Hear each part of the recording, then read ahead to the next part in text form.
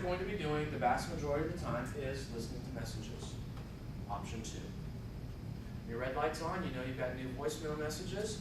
You'll hit voicemail, extension pound, password pound 20, and you'll listen to your first voicemail. You do not have to wait for her to finish her sentences if you know where you're going. You can just dial it as fast as you want to. A voicemail is just like an email. It has header information, timestamp, that kind of stuff, and then the body, the actual message itself. It's new until you've listened to it. It's there until you delete it. You guys do have a corporate retention policy. I believe you have to resave the message every 30 days. Your mailbox size is a running total of 20 minutes. 21-minute messages, 10 2-minute messages, whatever. I think your maximum message length, the default is 2 minutes. You can reply to the sender. If the sender was internal, you can forward it internally if it was not marked private. If it's private, you can only reply to the sender. Pound will save the message. *3 or *D deletes the message. If you have a BlackBerry or a phone that has a QWERTY keyboard like that, you are after the 3 key, not the D key. The D makes a different sound the system doesn't understand. On that handout, further down that list, you see the step-by-step instructions for reply and forward. Option 3 are your personal greetings. Greetings are what people hear when they get your message or your voicemail. Hi, this is Brad. I'm away from my desk leaving a message. On this system, you can have up to 9 different greetings recorded, but only one, the active one, will play. If you do not activate a greeting, it's not going to play. It is possible to record all 9 of them and fail to activate them, and it'll still be greeting 0, the system greeting will play.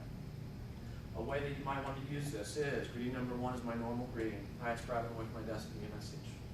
Greeting 2 is my sick greeting.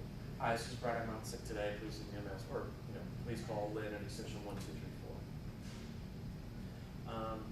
However, people are very used to timestamps now, or they like to hear it. They would prefer to hear, hi, this is Brad for Thursday, October 16th. I'm out sick. Please call Lynn at extension 12345 for me up. When you're setting this up, after you've recorded your first greeting, she will automatically prompt you to press pound to activate this for all greetings or for all calls. Typically, you're going to say yes by hitting pound.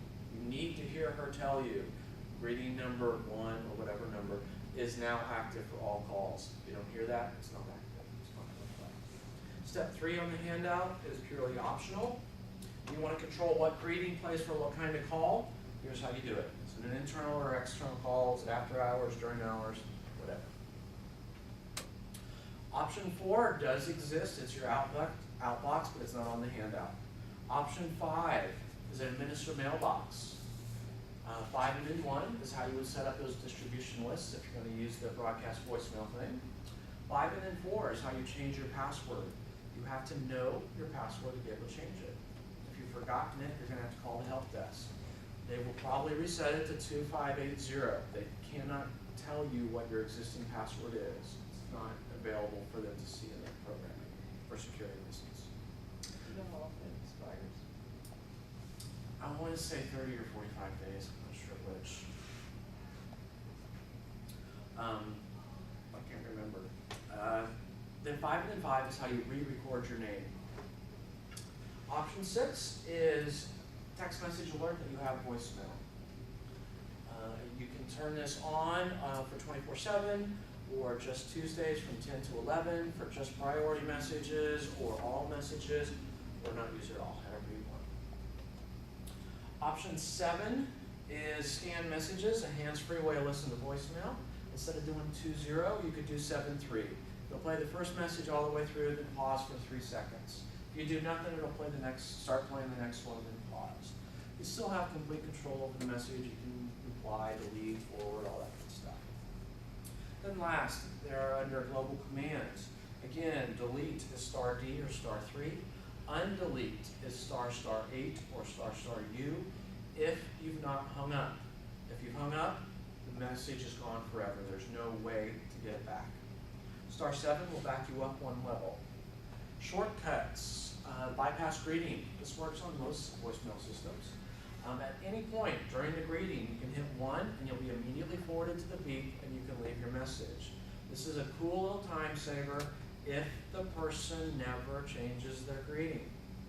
I change my greeting daily to announce my availability. The last thing you want to do is call me, hit 1, skip over the greeting that says, "Hi, this is Brad. For the next 3 weeks I'm on vacation and no one's checking my voicemail." And you leave me your urgent message and wonder why I'm not calling you back. You cannot turn off this feature. In this system, we do not have an extended absence greeting. Then last there, the playback control. I know the graphic is very hard to read and it's very tiny. So option, when you are listening to a message, the keypad controls how it's presented to you. The 2, rewind to the beginning. 3 is pause, restart. 4 and 7 are volume control, louder, softer. 5 will become your new best friend. It will back you up 5 seconds, which is usually long enough to hear a phone number again. If they're talking slower, it was long distance, you can hit 55 to go back 10 seconds. 6 skips you ahead in 5-second increments. 7 is volume. 8 and 9 are speed control, slower and faster. And 0 is listen. An example of how you might listen or use this. You get a voicemail message from some dear sweet little old lady who's talking really quiet. So you're going to hit 4 a couple times so you can hear.